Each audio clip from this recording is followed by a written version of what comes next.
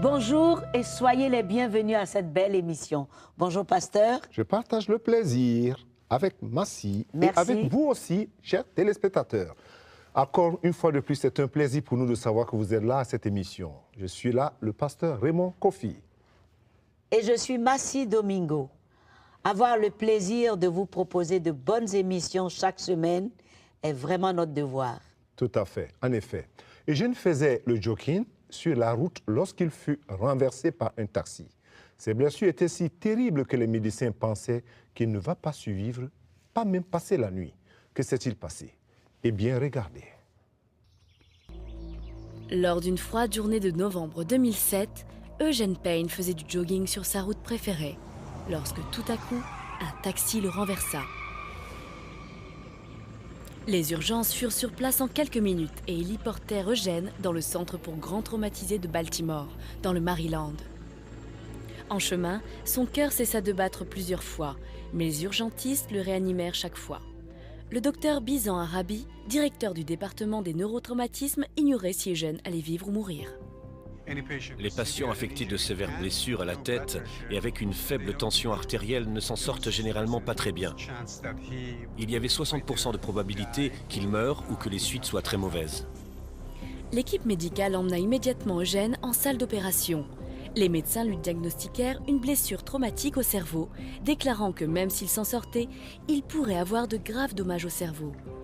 Eugene avait la nuque et plusieurs os fracturés, ainsi que des blessures internes.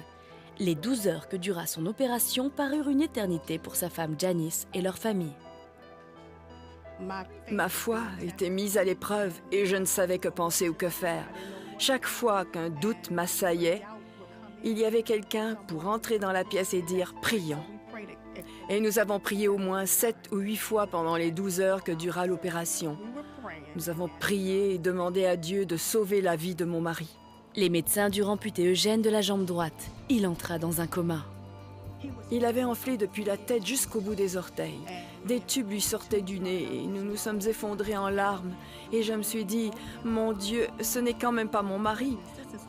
Puis ils ont dit, votre mari ne vivra pas jusqu'à la fin de cette semaine. 2 semaines plus tard, Eugene était toujours vivant.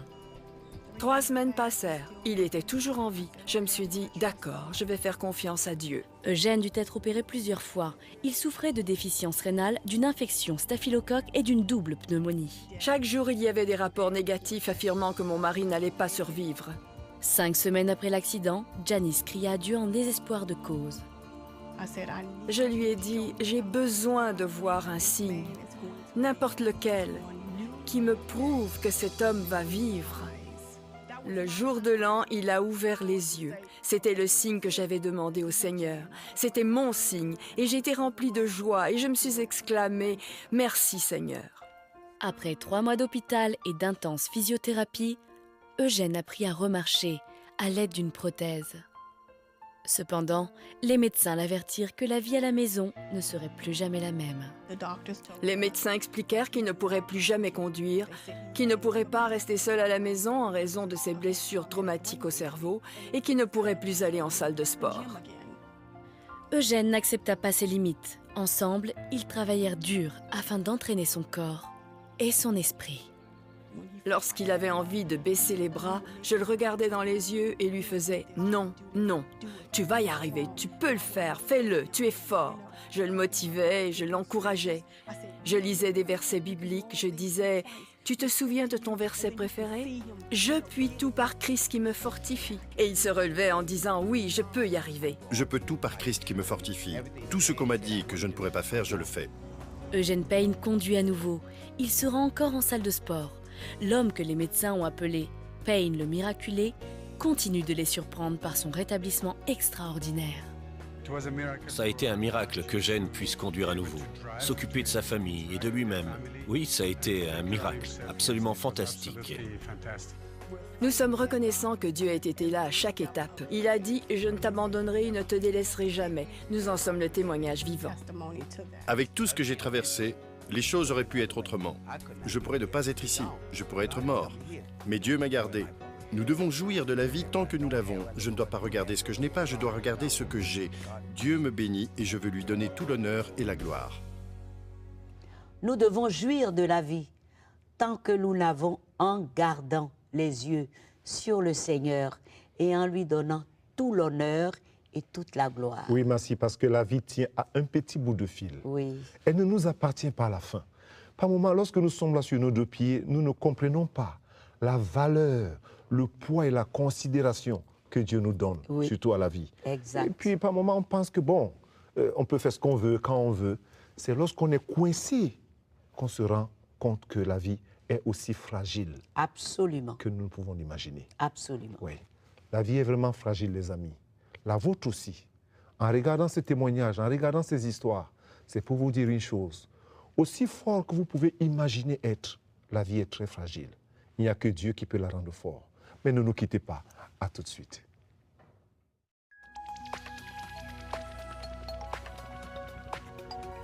Si vous avez des questions spirituelles, des besoins de prière ou même si vous avez besoin de conseils, n'hésitez pas à nous contacter aujourd'hui à cette adresse ou au numéro suivant. Nos conseillers sont là pour vous aider. N'oubliez pas, nous sommes là pour vous.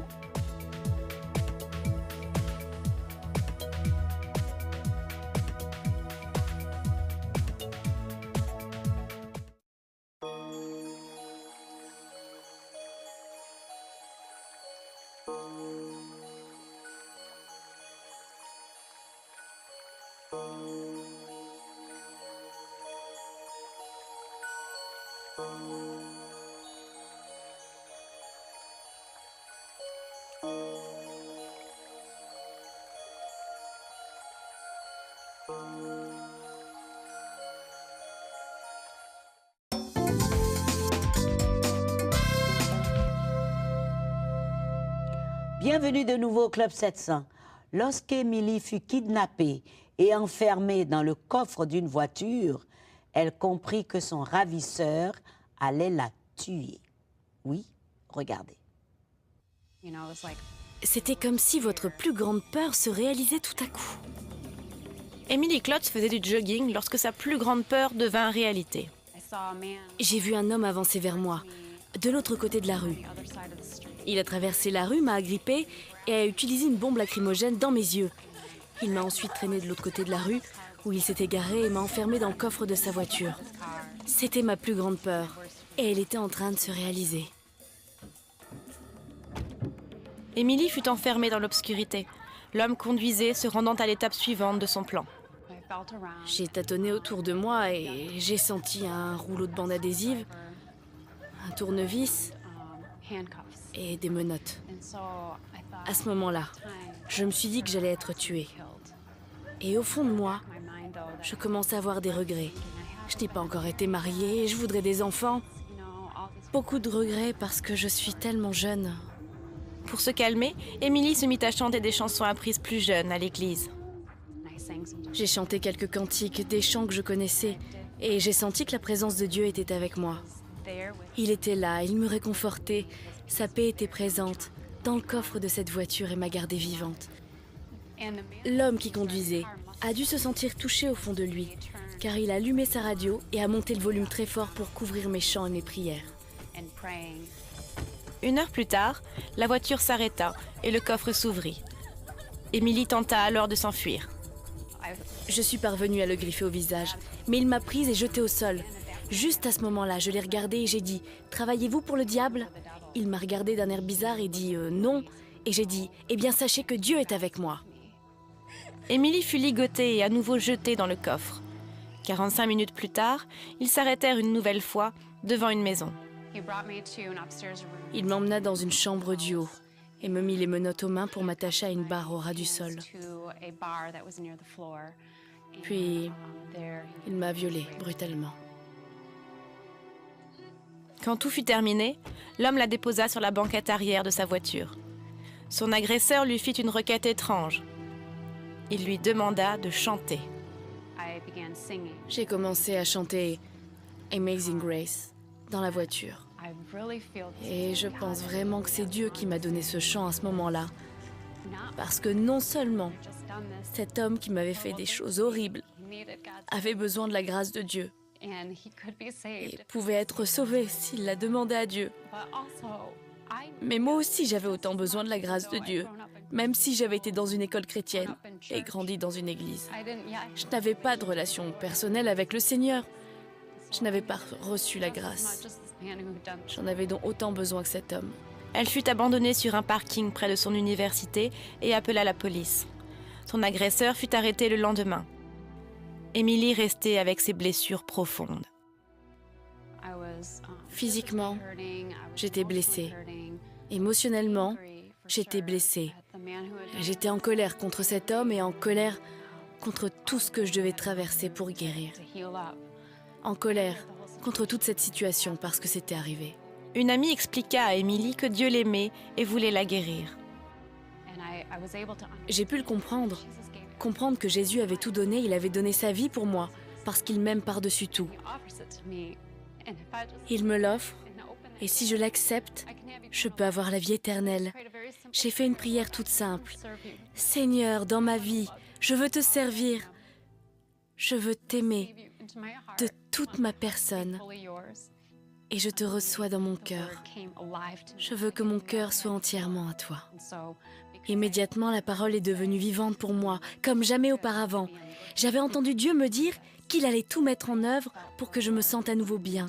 Et j'ai compris que j'en sortirais grandi. J'ai senti que le Seigneur voulait que je pardonne à l'homme qui m'avait violée. Il m'a rappelé Jésus sur la croix qui a dit « Père, pardonne-leur car ils ne savent pas ce qu'ils font. » Je me suis donc exprimée à haute voix en disant « Je choisis de pardonner à cet homme. » J'ai dit son nom. « Père, je te demande de pardonner cet homme parce qu'il ne sait pas ce qu'il a fait. Je te demande de le faire venir à la repentance devant toi. » Par la suite, je me suis mise à prier souvent pour lui, pour son salut. Ça a été un pas énorme vers ma guérison, de lui avoir pardonné. Très rapidement, ma colère s'est évanouie. Et la douleur de cette situation est partie également. Seul Dieu peut faire cela. Seul Dieu peut le faire. Son agresseur reçut la peine maximale pour son acte. La question d'Emily « Travaillez-vous pour le diable ?» et les paroles du chant « Amazing Grace » étaient constamment à son esprit. 2 ans après le début de son incarcération, il demanda à Dieu de pardonner ses péchés et de faire de lui un homme nouveau. Emily l'apprit d'un journaliste qui écrivait un reportage sur les détenus du pénitencier. Il a donné son cœur au Seigneur et a demandé à Jésus d'être son sauveur. Et à présent, il témoigne auprès des autres détenus. Lorsque j'ai entendu cela au téléphone, de la bouche de ce journaliste, je me suis mise à sauter de joie et à louer Dieu dans ma cuisine. Je peux encore m'en souvenir, j'étais si heureuse que mes prières aient été exaucées. Et j'ai dit, Seigneur, tu as répondu à mes prières. Le pardon libère. Il libère celui qui pardonne. Mais il permet aussi à Dieu de travailler dans le cœur de celui qui est pardonné. Dieu m'a aidé à pardonner, au lieu de garder de la haine et de l'amertume envers cet homme. C'est une très belle image de la grâce de Dieu. Personne n'est hors de portée de son amour et de sa grâce, quel que soit ce qu'il a pu faire. Je voudrais vous inviter, vous qui nous suivez maintenant, à prendre juste un peu de temps pour prier avec nous. Du moins, pas que je vais prier seul, mais prier avec toi qui me suis. Je ne sais pas où tu es assis, je ne sais pas où tu te trouves, mais je voudrais qu'après avoir suivi ces émissions, que nous puissions prendre juste un peu du temps pour parler à Dieu. Plusieurs personnes nous écrivent de partout. Pasteur, priez pour moi. Pasteur, priez pour ma famille. Pasteur, priez pour ma santé. Priez pour mes enfants à l'école. Priez pour ceci et pour cela. Nous allons aujourd'hui prier ensemble et je vais prier pour vous, maintenant même. Mais nous allons commencer par la première prière, celle que Dieu aime le plus, c'est-à-dire la prière de repentance, qui invite le pécheur à venir à son Sauveur, Jésus-Christ. La voici. Seigneur Jésus, je reconnais que je suis un pécheur et que j'ai péché contre toi dans mes pensées, dans mes paroles et dans mes actes. Et je viens te demander pardon, sincèrement du fin fond de mon cœur. Je viens aussi ouvrir mon cœur à toi maintenant, Seigneur, pour être ton enfant. Je t'invite à être mon Seigneur et mon Sauveur personnel. Je regrette tout mon passé, Seigneur. Et je veux changer. Change-moi, Seigneur. Amen. Maintenant, je voudrais qu'on prie. Là où tu es, mais que tu aies la foi que Dieu va te visiter maintenant même. Peut-être que c'est une maladie, peut-être que c'est un problème de la famille, peut-être que c'est une oppression que tu vis. Je t'invite à prendre ton courage maintenant et à invoquer le nom de Jésus. Par le sang de Jésus-Christ, Seigneur, je prie, toi qui nous parles par des circonstances diverses de la vie, que tu visites tous ceux-là qui, en ce moment, font appel à toi, Seigneur. Ceux qui sont à l'hôpital, ceux qui sont sur un lit de malade dans leur maison, ceux qui sont dans les prisons, ceux qui sont dans des familles oppressées. Je prie pour libérer la puissance du Saint-Esprit, pour toucher chaque personne, là où elle est en ce moment même.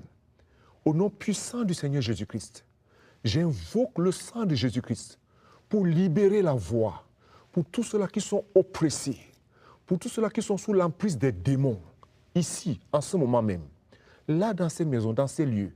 Au nom puissant du Seigneur Jésus-Christ, je libère la puissance du Saint-Esprit pour te toucher dans ton corps, dans ton âme et dans ton esprit, maintenant même, par l'autorité du Saint-Esprit et par le nom puissant du Seigneur Jésus-Christ. Oui, reçois ta guérison. Reçois ta guérison en ce moment même. Reçois ta restauration. Reçois ta bénédiction et ta libération, maintenant même. Puisse le Seigneur te visiter et te relever. Puisse le Seigneur te combler. Au nom de Jésus, au nom de Jésus, au nom de Jésus, sois béni et sois béni profondément. Amen. Et Amen. Amen. Merci, merci. Ne nous quittez pas, chers amis. Je suis sûre que vous voulez encore plus. À tout de suite.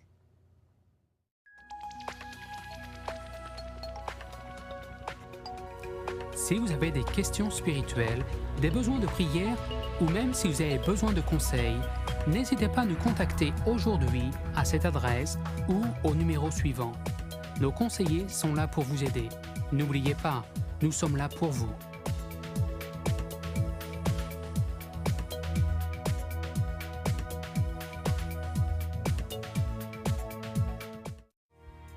Bonjour, je suis Massi Domingo. En tant qu'animatrice du Club 700, j'ai eu le privilège de voyager partout dans le monde et de voir tout ce que nous avons pu faire grâce à CBN et aux amis du Club 700. Partout dans le monde, nous partageons l'amour de Jésus-Christ avec ceux qui ont perdu tout espoir. En Haïti, sur le plan humanitaire, CBN a distribué des médicaments et de l'eau potable. Aussi en Chine, nous avons aidé cette veuve et ses 2 filles à éviter la famine avec des semences à cultiver et nous avons restauré leur maison, ce qui les a remplis de joie et d'espoir.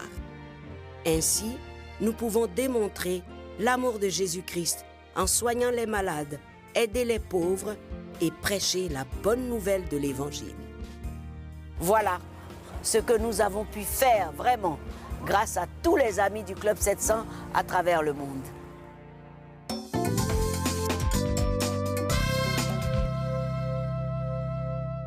Bienvenue de nouveau au Club 700. Une profonde addiction transforma la vie de Hans.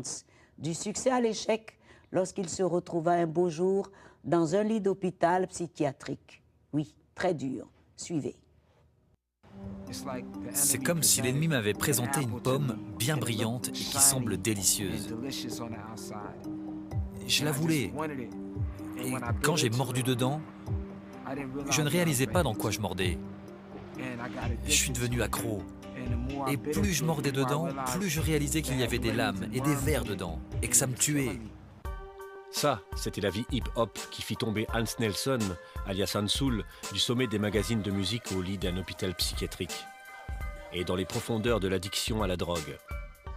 Tout commença alors qu'il n'était encore qu'un petit garçon. J'étais métissé, ma mère était de Suède et mon père était afro-américain. Cela a causé beaucoup de stress et de difficultés. Ses parents divorcèrent alors qu'il avait 5 ans, et pendant un moment, Hans et ses frères vécurent en Suède. Comme cela n'allait pas, ils furent envoyés aux États-Unis pour vivre avec leur père. Je me suis senti rejeté, mais je retenais tout à l'intérieur. Et je pense que ce sont toutes ces blessures qui m'ont poussé dans la culture hip-hop. Parce que le hip-hop peut être comme une religion et comme une famille. Cela a atténué la douleur dans mon cœur, la douleur de mon passé. Mais je voulais aussi quelque chose de plus grand dans ma vie. Hans croyait l'avoir trouvé lorsqu'un ami lui ouvrit la porte de la maison de disques Epic Sony. C'est le label avec lequel Michael Jackson travaillait. Je voyais Diana Ross dans les ascenseurs lors des cérémonies. Je traînais avec Jazzy Jeff et The French Prince. Alors je me disais que maintenant, j'étais accepté. Cela ne dura pas. Sony laissa tomber Hans. C'était tout mon investissement, mon rêve qui s'écroulait. Je suis devenu amer. Je suis allé signer avec un autre label, Loud RCA, le label de Wu-Tang Clan. Mais là encore, ils m'ont laissé tomber. La fille avec qui je sortais à l'époque m'a fait beaucoup souffrir. Elle me trompait avec d'autres. Je me suis senti vide. Et pendant longtemps, j'ai été en dépression. J'avais des pensées suicidaires. Je voulais me suicider en me jetant devant la rame du métro. Sauter devant lorsqu'elle arrive. Hans finit dans un hôpital psychiatrique. Il en sortit après 2 mois, mais les choses ne firent qu'empirer lorsqu'il s'installa à Los Angeles pour commencer son propre groupe de hip-hop. J'avais quelque chose à prouver. Je me suis mis à me droguer énormément. J'ai fréquenté des personnes infréquentables avec des sphères d'influence et j'ai commencé à voir des choses. J'étais vraiment en train de perdre mon âme. J'avais tellement changé que ma belle-mère m'a regardé et a dit « Quand je regarde dans tes yeux, c'est comme si je regardais le diable. » Hans avait entendu parler du diable. Il avait aussi entendu parler de Dieu et de Jésus. Mais ce n'est que lorsqu'il se retrouva au plus bas qu'il appela au secours. Il était dans un avion à destination de New York lorsqu'il s'effondra. J'ai eu un flash et j'ai vu tout ce qui se passait dans ma vie. J'ai dit « Seigneur, si tu existes, guéris-moi et même si tu ne me guéris pas, fais partir ma dépression parce que je ne veux plus vivre. » Pendant 4 heures, j'ai pleuré sans m'arrêter. C'était des années de larmes, de douleurs, de blessures, de rejet, de frustration, d'autodestruction, par la musique, par la drogue, par les femmes, par le style de vie que je menais. J'ai crié à Dieu et Dieu m'a entendu. Je suis arrivé à New York ce soir-là et je ne pouvais plus rien dire. Comme si quelque chose s'était brisé. Je savais que quelque chose avait changé. Le lendemain, Hans se rendit à l'église. Il a demandé si quelqu'un voulait donner sa vie au Seigneur et j'ai dit « Seigneur, je crois en toi ». Et tout a changé, de la nuit et des ténèbres à la lumière du jour. Hans abandonna le monde du hip-hop avec sa gloire et ses gros cachets. Il fut concierge pendant une saison pour gagner de quoi vivre. Il passa du temps à lire la Bible et apprit qu'il pouvait compter sur Dieu en toutes choses. Sa manière de parler changea, ses centres d'intérêt changèrent et aujourd'hui il est marié, instituteur dans une école et rappeur. Son message a changé aussi. En fin de compte, parce que le compte a une fin, il n'y a que ce que vous faites pour Christ qui demeure. Vous n'avez pas à tomber comme moi. Je ne savais pas qu'il y avait une autre vie. Si j'avais su ce que je sais maintenant, j'aurais changé il y a longtemps. Dieu m'a fait faire une bonne affaire. Il y a mieux. Jésus est mieux. Gloire à Dieu. Jésus sauve. Quelle réflexion! Lorsque j'ai donné ma vie au Seigneur, tout a changé. De la nuit des ténèbres à la lumière du jour. Finalement, il n'y a que celui-là qui vous sort de tout, c'est-à-dire Jésus-Christ qui demeure. Eh bien voilà, si vous avez retenu cela, vous avez retenu le chemin de la vie. L'émission est terminée, écrivez-nous, regardez-nous, allez visiter notre site et surtout contactez-nous sur notre Facebook. Regardez tous les témoignages, les ministères, lisez la Bible et à très bientôt mes amis. Que Dieu vous bénisse car il est fidèle. Au revoir pasteur. Oui, tout à fait, avec une belle chanson. Hein? Oui. Nous allons terminer avec eux. Avec tout une à fait, belle n'est-ce pas? chanson. Voilà, au revoir. Que Dieu vous bénisse.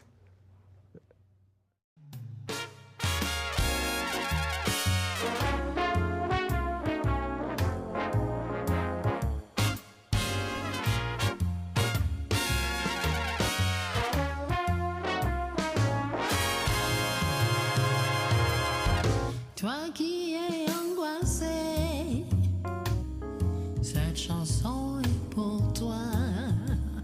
Oh, toi qui es découragé, cette chanson est pour toi. Tu t'as donné au Seigneur et tu es vraiment éprouvé. Tu ne sais plus que faire. Cette chanson est pour toi. Dieu ne t'a pas oublié. Il a inscrit ton nom dans son livre de souvenirs et les actions posées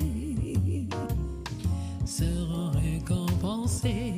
Alors tu dis, souviens-toi de moi, Seigneur, souviens-toi de moi.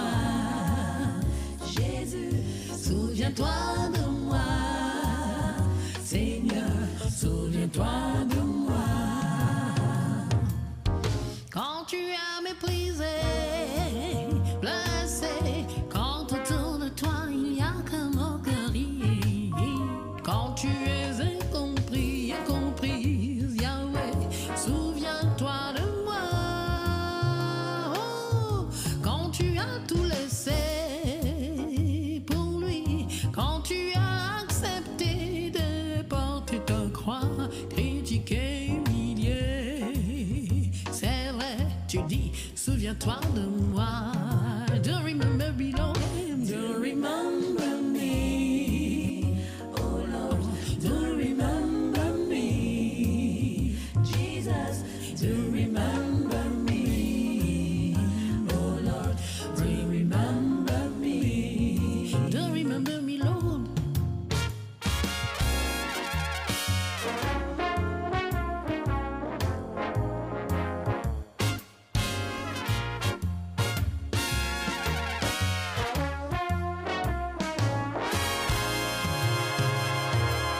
Je sais que tu te sens seul, que tu n'as personne dans ta vie, tu veux te retirer et tu dis, souviens-toi de moi, alors que tu vois autour de toi les autres qui réussissent, tu te dis, où est ma vie, où est ma vie, alors je te dis, élève la voix et dis, souviens-toi de moi.